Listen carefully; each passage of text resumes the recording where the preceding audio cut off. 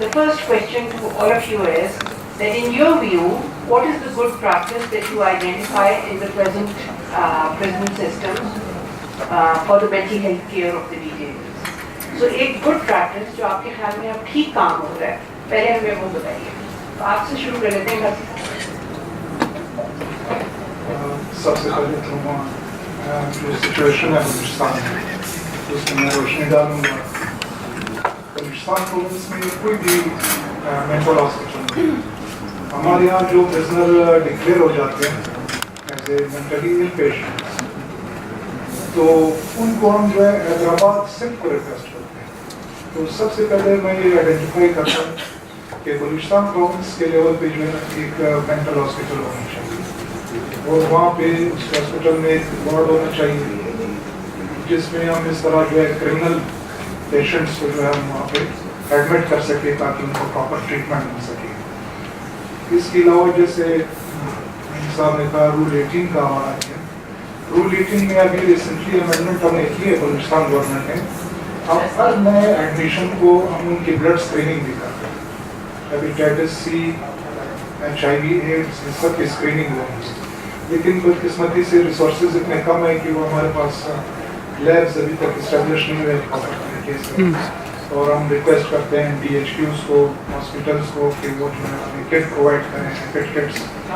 तो इसी तरह जो है ना जो मेंटली इल पेशेंट्स हैं उनको रिकॉर्ड तो करते हैं कि इनका अपेरेंटली जो है ना ये बंदा मेंटली साउंड नहीं है, लेकिन प्रॉपर जो साइकेट्रिक उनका चेकअप है वो नहीं हो रहा जो कि होना चाहिए.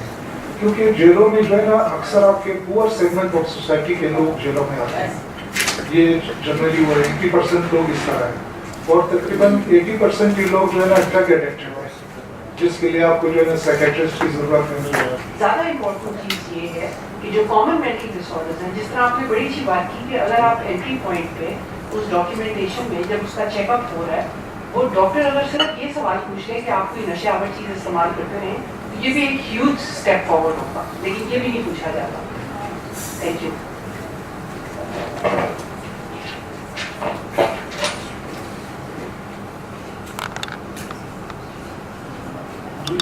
We talk about people suffering from mental ailments, so it constitutes safely some 1% of the total population languishing in sin prisons.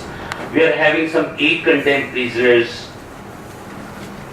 111 convicted prisoners and 155 under trial prisoners who are with us and have been identified as suffering and having developed some mental illness. That is right. We have a very organized pattern of classification of the prisoner. The day one, as Gibran had rightly quoted the rule, there is a format that when the prisoner is received, he is identified, and according to the nature of the crime, we see whether he is a first offender, is a repeated offender, what's the nature of the crime, and what is his rate of vulnerability, whether it belongs to some minority, whether it belongs to some such a vulnerable group where we should not add to the threats to his life, right? And sometimes it's not that easy to be sure that one has some mental ailment, that it is identified in due course, maybe in a couple of weeks later when some co-inmate of some border informs us and produces us. And the question, obviously it is detected at a time when he has committed some prison offense and he is produced before the superintendent. And My question to you is that in your view, the good practice is that the prison system has a system of identification, whereas we believed that it was on the contrary. In your view, the good practice of very effective identification of mentally unwell prisoners, is that just limited to your prison or in Sindh, or do you think that this is across the board? Because Qasi Sahab has just I'm not sure about the rest of the provinces. Basically, as Sudha has referred, Hyderabad is the place, where central prison Hyderabad, where all the prisoners identified having developed mental ailment are shifted. We are having in Karachi as well, we have got a board there, and there is a system because they are faced with, ATC court, ATC trials, and very serious offences they are charged for. But the Hyderabad is the main place. The question is that in your view, what is the good practice that you can identify? Bismillahirrahmanirrahim. First of all, I'm thankful to the ICRC and the Dr. Asma for organizing such a elaborate workshop regarding the mental health care. To be very frank, this was not the focus initially. Initially, the focus was overcrowding, and the major shift was on the overcrowding. And by end of 2019, inshallah, we will be able to overcome the problem of overcrowding. Now, this is going to be the focus. Total, the population of KP inmates is about 10,500. Out of 10,500, we have 383 total the mental disorder people, and out of that 383, just about 100 is of serious nature. We are developing a program, and that is the prison information management system, and that system is going to be include each and everything regarding the mental disorder people. We are including about 11 modules in that, and we are going to visit various setups, and this is all including in our program that whenever somebody admits in the prison, like spotted out earlier that regarding the medical examination, so we will have a complete performer about the mentally disordered people, and then we will come to know how to treat them. And the second thing is that at the Haripur and Peshawar we have a complete center, and they are properly looked after in those areas. In Peshawar, we are making a separate hospital for the mental disorder people. Almost 80% has been completed, and 20% is to be completed within the next 6 months on the availability of the fund. So we are making a progress. But sorry, this is a secure psychiatric facility for the prisoners or a general hospital for mental disorders? It is a kind of a general hospital, but we will be trying to put all the prisoners also in that hospital once it becomes secure. And the second thing is that the KP government is also trying to make a rehabilitation center.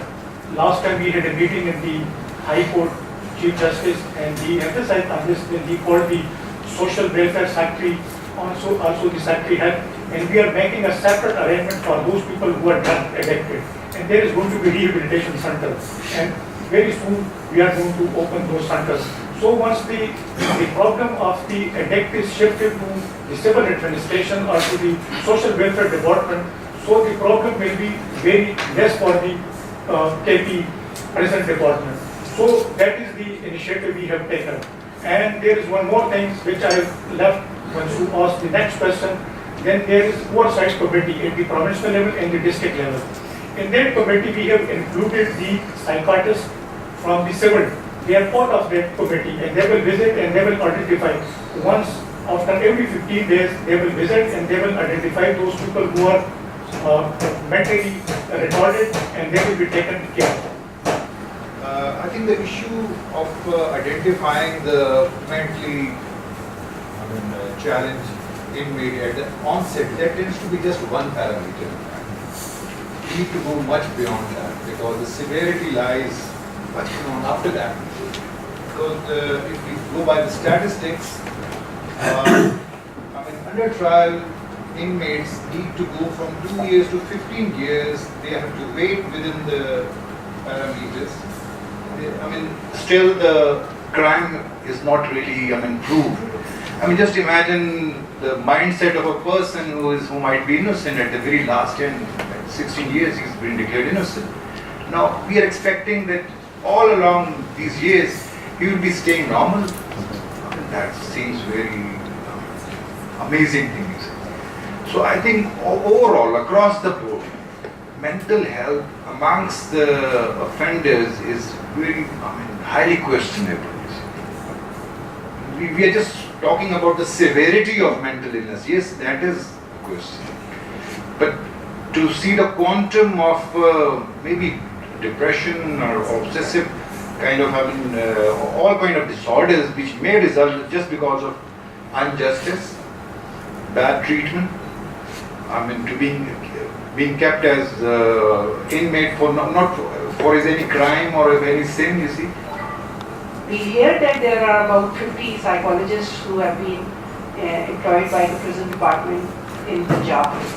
So that seems to be a very encouraging Just step. one step, I think Mr. Siddiqui sir was rightly referring that they should have been psychiatrists instead of just psychologists. But it is up to you. You see, you can better judge as a professional that whether they will be coming up to the task or not. But it's up to the training as well. I mean, we need to go through the training. And whether they are able to, I mean, gauge the overall involvement of incarcerated campus all along, whether they will be given the right kind of, authority and outreach toward that. I mean, that is another question. So many structural changes need to be brought in. Whether there's a career progression would be given to them, whether that assignment would be incentivized or something like that. Because within prison department, I think we have the biggest dropout rates. I mean, people join in and they just leave the career because it is not incentivized. So there are many challenges within this context. And also we heard that most of these psychologists are women, and for the prison population they might not be very appropriate. So are these 50 psychologists both male and female? Predominantly women. Okay. I think if you go to any university, psychology department would be predominantly, female, dominated, something like that. There must be a proper system of screening at the time of admission by a proper qualified psychiatrist as to whether the inmate is normal or he is suffering from any mental illness. Because as I said earlier, 80% of our population, especially in the south of Balochistan, they are drug addicted. So they also need psychiatric treatment. So first of all, I will recommend that at least one psychiatrist shall be posted in the larger prison, who shall be given the task to check each and every newly admitted prisoners. And the second recommendation is that inside the prison there should be a small unit for the mentally ill prisoners where proper arrangements could be made available. Because in Balochistan, as I said, there is no mental hospital. And we are suffering, we are facing a lot of difficulties. We request the Sindh government to admit our mentally ill patient in the Sarkowski hospital, psychiatry hospital. So inside the prison, there should be a small unit for psychiatry illness. Third is recommendation, there should be a proper supply of medicines annually for the treatment of such patients. So these are few recommendations from my side. Thank you. If there are more recommendations that you might not have mentioned? No, by I would suggest that we can have I had arranged some, training workshops in collaboration with Institute of Psychiatry and their professors here for exposure of my doctors. And I propose that I'm so warm about this, on way back, inshallah, I would arrange workshops, another couple of workshops in Karachi and Sakkar as well, for exposure of doctor. Probably one big workshop would be sufficient that would sensitize our medical staff, especially for identification of such people, such vulnerable prisoners in the prisons. And the second thing which I am very determined is that profiling of such inmates, and we haven't executed a project in the name of Prison Management Information System. So we may draw and we may outline some very detailed proformas for such people in consultation with the psychiatrists, so we can have this information for decades together for all the prisoners. So this I feel and I would do. Thank you. I would humbly suggest that one-day training might not be good enough. WHO has now prepared and highly recommended these guidelines. They are called MH-GAP guidelines. So it's written small m, small h, capital G-A-P. MH-GAP guidelines are designed to train healthcare staff, who might be doctors or paramedics or nurses, to recognize and treat common mental disorders. The briefest training that you should try and organize is 5 days or 7 days, because there are 5 to 6 priority disorders, including depressive disorders, psychosis, drug abuse, epilepsy, and for children and adolescents also. And these trainings, after you have conducted the initial trainings, then the Institute of Psychiatry should supervise how these doctors are identifying and treating for at least 6 months. That is how their capacity could be built properly. First recommendation, sir, madam, that is regarding the identification and screening of the inmates once they are coming to jail. Until the time, if you don't know who is in which capacity, that is the most important thing. And as I earlier said, that we are making a very comprehensive pro forma for that in the present information management system with the collaboration of the psychiatrists. They will be enter in there what is their mental state at the time of admission, and after 2 to 3 years, what is their condition, is there any change, is there any improvement. So that is the most important, and we are lacking it. And as I earlier said, this was not a focus earlier. Now with the ICRC, this has become a priority one. As we have already said, that the overcrowding has become one of the priority areas. So inshallah that we will do. Second thing is the special handling. As you know, the environment in the prison, that is a very critical. If we say that everything is good, everything is not good. So the special handling is required over there. And for that we will make effort to make them comfortable, and special environment should be created for them. Then is the capacity building of the staff. The medical staff as well as the prison staff. And they must know the minimum level of the illness, so that the capacity building is the most important. So we will try to increase their capacity level, and for that we will also get your help, and also from the society and all those NGOs who are working. So we will make an effort to increase their capacity building. Then is the most and the paramount issue is the medicine.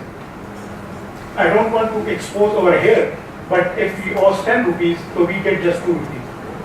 So the main problem is of the medicine.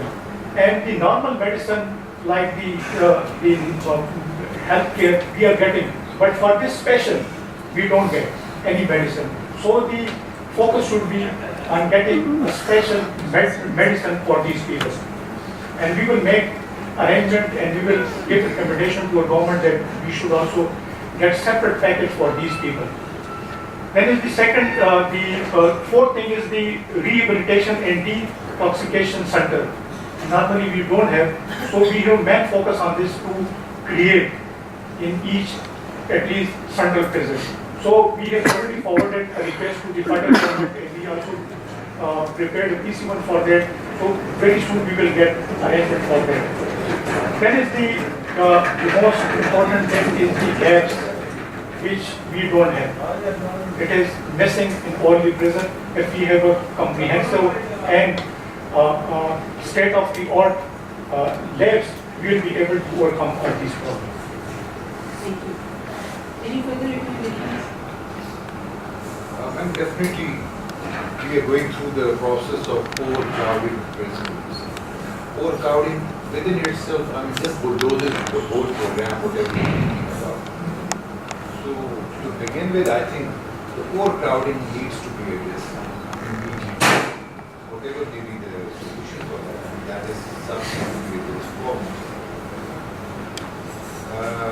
Regarding the culture which is prevailing nowadays, I mean, that is something which we borrowed pre-partitions. And it is purely on control, and it's very coercive, very harsh, very punitive.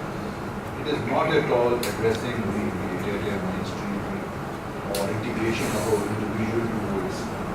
That is mental health. psychiatrist and psychologist and all, medication, it's something which comes later on. So we need to have so many structural changes in that. I mean, the staff within the prison, that need not to be a security staff. In fact, that should be a correction staff. The qualification should be different. The legal and the operational procedures, in fact. I mean, they are the ones which we borrow. We never tried to assimilate them with the Mandela rules or minimum standard rules like that. So, I mean, we need an overall big operation. Our beginning assumption is that a lot of these patients need medicines to start with. That without these medicines, their treatment cannot be possible. When Sarkar rightly pointed out that a lot of these illnesses develop within their stay in prison due to the treatment that they are suffering at the hands of some of the people that they are who are dealing with them, right? So I think regarding to Pizar's case that I talked about earlier, something I read that about it was that he was schizophrenic, but he was still put in solitary confinement at multiple points, despite the authorities knowing that he was suffering from this illness. And we all know that with an illness that is as severe as schizophrenia, solitary confinement is the worst form of punishment that you can give to a prisoner. So I think one of the starting points is that we should have something like training for people, prison authorities, guards, wardens, just to deal with every prisoner so that they do not turn into, they do not develop these illnesses in the first place, because a lot of these illnesses might be a result of the inhumane treatment that they are suffering from. Thank you very much for the discussion. I would like to make a point here that on behalf of the Planning Commission, federal government, I would like to reiterate the commitment of support to the provinces. For example, particularly Balochistan government, if you think that there is a need of a mental hospital, or as the expert has referred, that there is you can have a mental ward in an already existing general hospital. You can come up with a schema, as Sir mentioned, and we would really help you in that. And if that PC1 is beyond the capacity of the provincial government, at the federal level, we would like to support you. But international law says that if you're going to employ this punishment, you have to institute certain safeguards. So we have to agree on certain minimum standards with which you dispense that punishment. And one of the core requirements, and this was pointed out by in all of Pakistan's state reviews at the UN also, was that we must keep data on death row, and intelligent data on death row, not just the number of people, so that the country can actually analyze it. And that's a recommendation that the committee also formed. That's a recommendation that the state will have to report on in 2021. So if you do keep that data and it is collected with the jail, that's a great way to actually demonstrate Pakistan's compliance on an international level with our obligations. And also for developing mental health services for the prisons, the first prerequisite is to collect that information. We do not have formal needs assessment. We do not have the formal data for prevalence of mental disorder. So for example, if 388 prisoners in KP are already known, have already been identified, we could code them with ICD-11. It becomes like extremely valuable information. See, as you said that by May 2022, inshallah, we will be able to connect all the jails, and online system will be available. You can see our jails, what is happening over there by May 2022. Is it linked to the other provinces? It is not linked with the other parts, but can be. At least at the federal level, it's the federation that will report. So that would be incredible. Any other comments?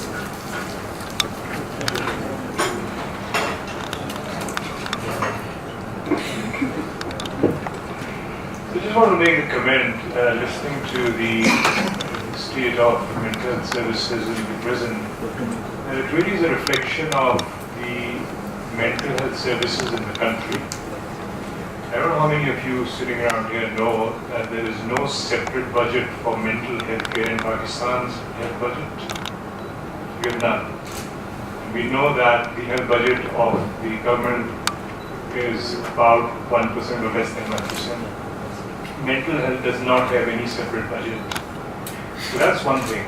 Psychiatry is not taught in a proper manner in most medical colleges in Pakistan. No medical college examines students in psychiatry. Those who are doctors here will know there is no exam for psychiatry in Pakistan except perhaps one medical college. So doctors go through medical training, 5 years of medical school, without exposure to psychiatric illnesses. So they can't even pick up common mental disorders like mild to moderate depression and anxiety. We estimated, conducted a study at our Khan University, the economic burden of mental illness in Pakistan is $4.2 billion. Someone is paying for it, and 90% of healthcare is out of pocket. It's costing people that much. So the problem is on a much wider scale, and what is happening in the prison is really a reflection of what is happening in the society at large. On the other hand, the burden of mental illness is huge. I mean, if you look at the prevalence figures, WHO says it's usually about 15%, maximum 20%.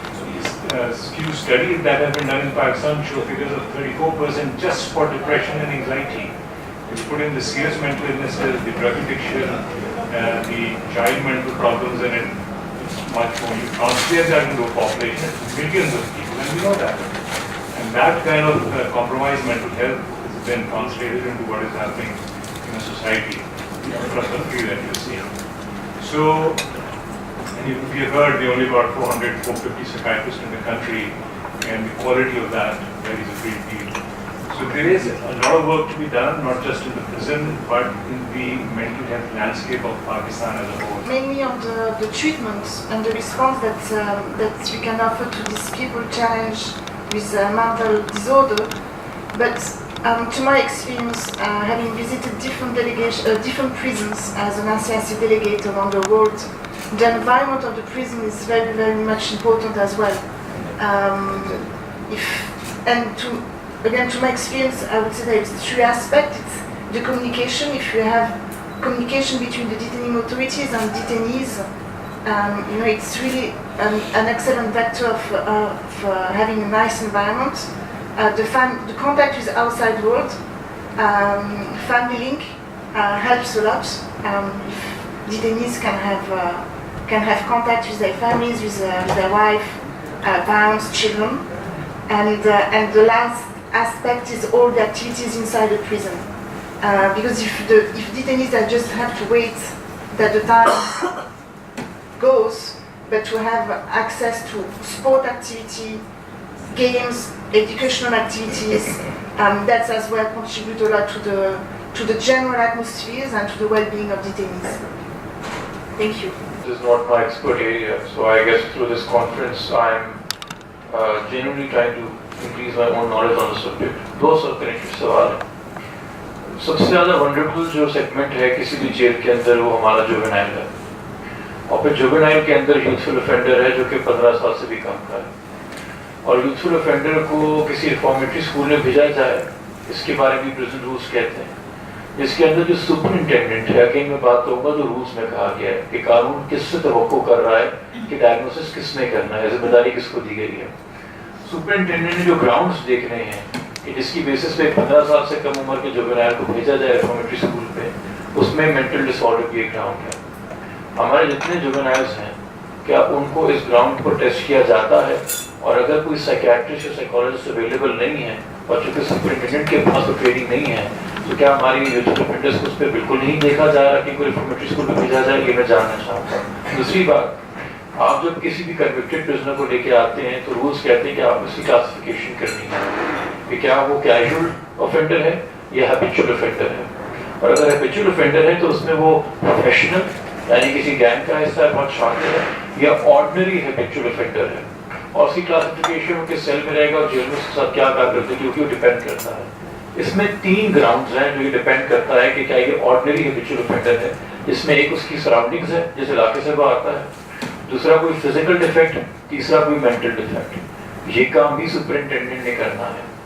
اگر ہمارے پاس صلاحیت ہی نہیں ہے تو کیا ہم classification لکھتے ہوئے صرف فارمیلٹی پوری کرنے کے لیے فزیکل ڈیفیکٹ ہی لکھے جا رہے ہیں یا سراؤنڈنگ ہی لکھے جا رہے ہیں, کیونکہ مینٹل ڈیفیکٹ پیدا کرنے کی تو صلاحیت نہیں ہے. میں اس لیے کہہ رہا ہوں کیونکہ یہ قانون مینڈیٹ کرتا ہے کہ کلاسیفیکیشن آپ نے کرنی ہے پراپر ڈائگنوسس کے ساتھ. تو یہ میں جاننا چاہوں گا کہ ابھی تک کیا سلسلہ رہا ہے. یہ کہتے ہیں جو 15 سے کم سال کی عمر کے بچے ہوتے ہیں ان کو جیلوں میں نہیں رکھا جاتا, جو رولز کہتے ہیں 14 سال یوزفل 15 سے یوزفل فرینڈ 15 سے کم ہے کہ ان کو جیلوں میں نہ رکھا جائے اور ان کو دوبارہ معاشرے میں ریہیبلیٹیٹ کرنے کے لیے. اب حکومت کی کیا اسٹرکچر ہے فارمیٹیو اسکولس کا, میں وہ بھی تھوڑا جاننا چاہوں گا. بٹ جو مین ایشو ہے وہ کلاسیفیکیشن کو لے کے ہے کہ اگر سپرنٹینڈنٹ کے پاس وہ ٹریننگ نہیں ہے, جو کہ ہم نے کچھ آپ سپرنٹینڈنٹ سے بتایا, تو کیا فزیکل ڈیفیکٹ یا ان چیزوں پہ لکھتے ہیں جو کہ ڈائگنوز نہیں کر سکتے, مینٹل تھا کہ نہیں تھا کچھ ایشو. یہ فیسلٹی کراچی میں بنائی گئی ہے, borstal institute reformatory school. It's working and operating very much in the premises of Central Prison Karachi. اور وہ جو ہے 15 سے چھوٹے ہی بچے ہیں, وہ ہمارے اس کے تحت تو نہیں آتا, ہوم ڈپارٹمنٹ کے اندر کام کرتا ہے, پریزنس میں نہیں آتا. البتہ یہ جو جوینائل جیل اور یوتھ افینڈرز ہیں, یعنی now you say 15 to 18, probably it has recently been amended. Anyway, up to 18.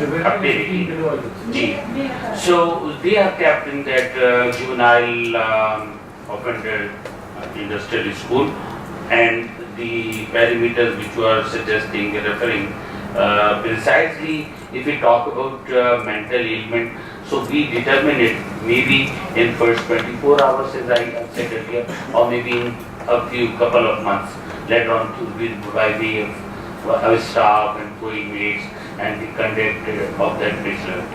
So, اور سیکنڈ آپ نے فرمایا کہ کلاسیفیکیشن ہوتی ہے کانوکٹس کی کلاسیفیکیشن ہوتی ہے, اور ہم خاص طور پر اس میں دیکھتے ہیں نیچر آف کرائم کیا ہے, وہ ٹیررسٹ ایکٹیویٹیز میں, کیونکہ ضروری نہیں ہے کہ ایک بندہ جو پہلی بار آ رہا ہو وہ ہیبیچول افینڈر نہ ہو. He may be very much a habitual offender, no matter is coming for the first time. So then we have the sources, we have got record of the police. Normally they share the information with us, and then we cross check it اور دیکھ لیتے ہیں کس gang سے اس کا تعلق ہے. ہم باہر ملکوں میں گینگ کہا جاتا ہے, ہمارے یہاں کچھ اور مقدس اصطلاحات ہیں جنہیں سیکرٹ جن کے ساتھ موصول کرتے ہیں, تو وہ آئیڈینٹیفائی کر کے پھر ہم ان کی سیپریشن کرتے ہیں کانوینٹس کی اور ایون انڈر ٹائپس کی بھی. Randy, do you want to add to the young offenders?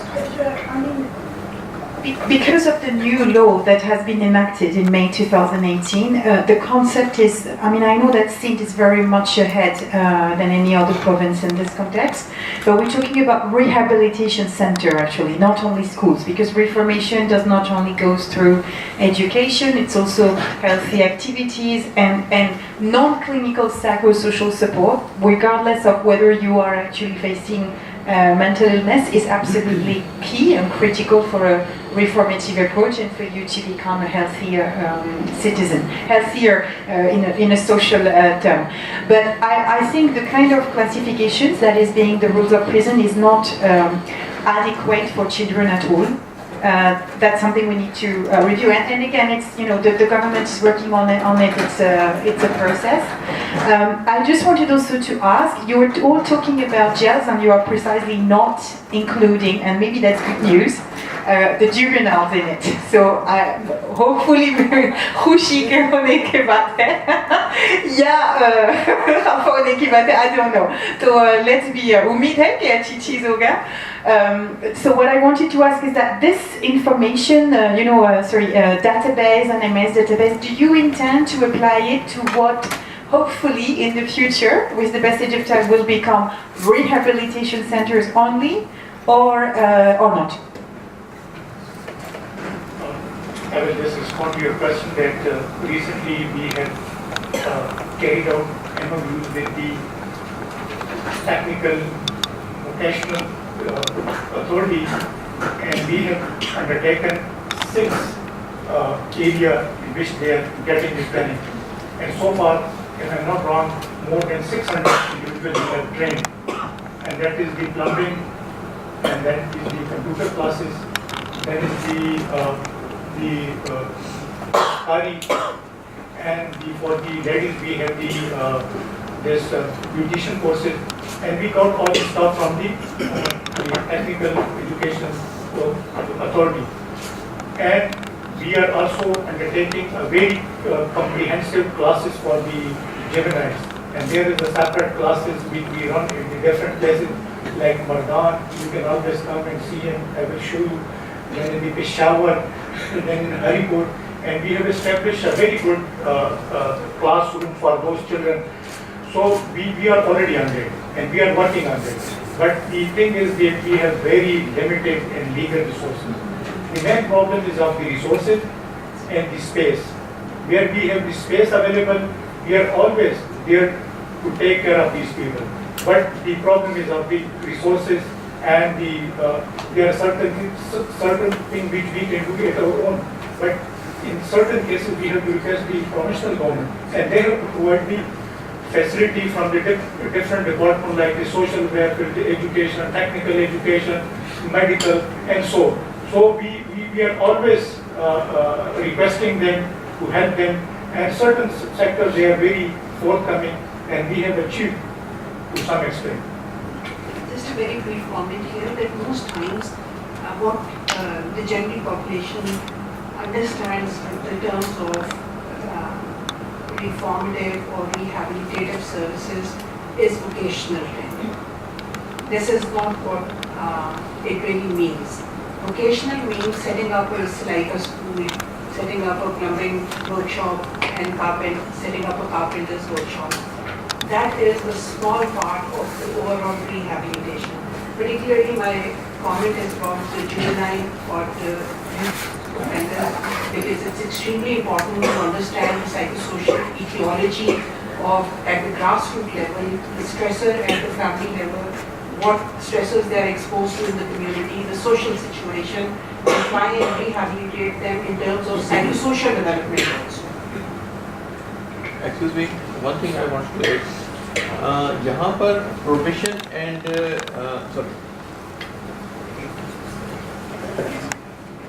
यहाँ अगर हम रिफॉर्मेशन की बात करते हैं तो प्रोफेशन और पेरोल डिपार्टमेंट को इफेक्टिव हमें करना पड़ेगा, क्योंकि बजाय इनमेट्स को जेल में बुलाने के अगर कोई पेटी केसेस में आता है तो उसको प्रोफेशन पे ही वहाँ से रिलीज किया जा सकता है. Why he should come to the prison और फिर हम उसको रिफॉर्म करें.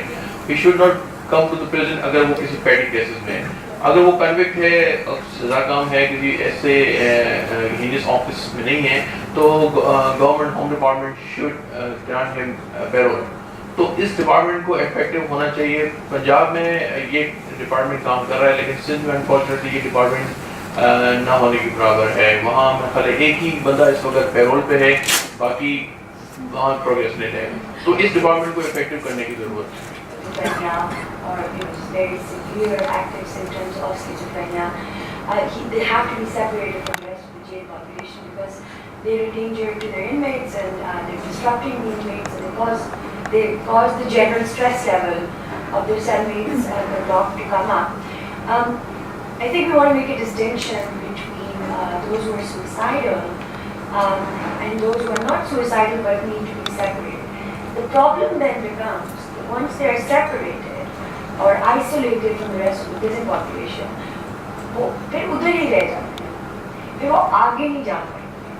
So in the case of Khizr and in the case of couple of our other clients, the initial decision to separate them is absolutely the right decision.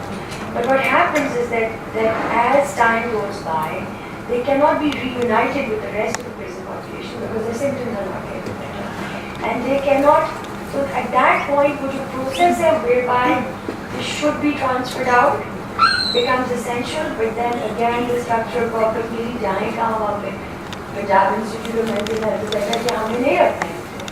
So then I completely understand that they get caught in this horrible legal black hole where everyone's not evil, they just is what you do in that system. But partly that loophole goes on into a vicious circle because we do not offer treatments. It is effective treatments could take the symptoms away and they could be well enough to be reunited with the rest.